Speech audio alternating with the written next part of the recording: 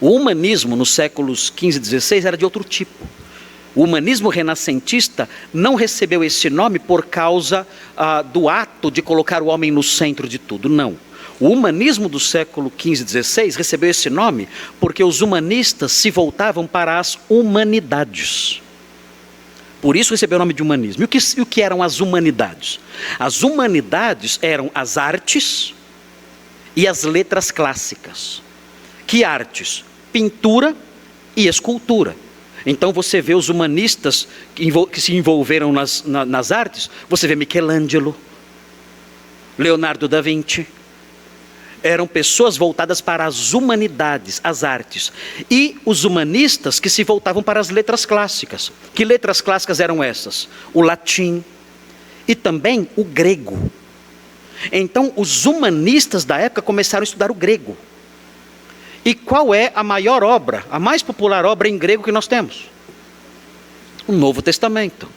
Então, para desespero do romanismo e do papismo, os humanistas católicos começaram a estudar grego.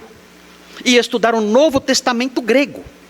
E isso fez com que toda a teologia medieval fosse colocada em xeque. Estudar Novo Testamento grego foi o estopim para destruir tudo. Todas as mentiras teológicas, todas as doutrinas falsas, tudo isso foi destruído. Porque esses homens começaram a olhar o texto grego e a dizer, tem algo errado com a nossa igreja. Aliás, é sempre assim que acontece. Muitos irmãos estão aqui e saíram de suas igrejas por quê? Porque começaram a estudar. Só isso. Não eram pessoas rebeldes, não eram pessoas encrenqueiras, queriam dividir o mundo, não, e se rebelar e atacar ninguém, não. Estavam em igrejas estranhas e um dia decidiram, vou começar a ler o texto aqui, vou estudar a ler a Bíblia, vou começar a ler a Bíblia para ver o que acontece. E começaram a estudar a Bíblia. E quando estudaram a Bíblia, descobriram, estou no lugar errado. Não posso ficar aqui. Tenho que sair daqui correndo. Estão ensinando mentiras para mim. E saíram e foram para outras igrejas, onde a palavra de Deus era pregada. Isso aconteceu naqueles dias. Os humanistas começaram a estudar o grego e perceberam, tem coisas erradas na igreja romanista, na igreja papista, na igreja católica. Nós não podemos aceitar isso, temos que mudar isso.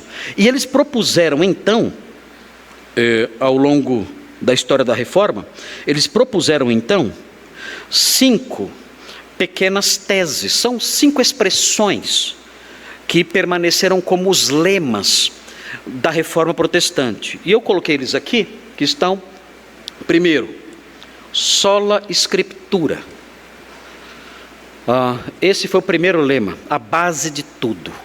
Qualquer crença, qualquer afirmação teológica tem que ter base nas escrituras e não na tradição, não nas ideias do Papa e não nos concílios eclesiásticos, não nas bulas papais, mas somente na escritura. Sola gratia, a salvação é só pela graça, não é por meio do esforço humano. A isso está ligado sola fide.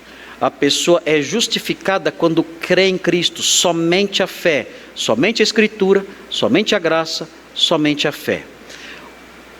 Os reformadores também enfatizaram isso, somente Cristo é mediador, os santos não são mediadores.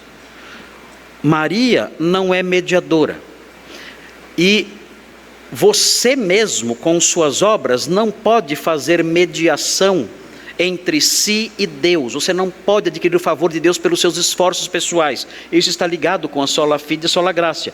E somente Cristo sendo o caminho, não as obras e nem os santos ou Maria.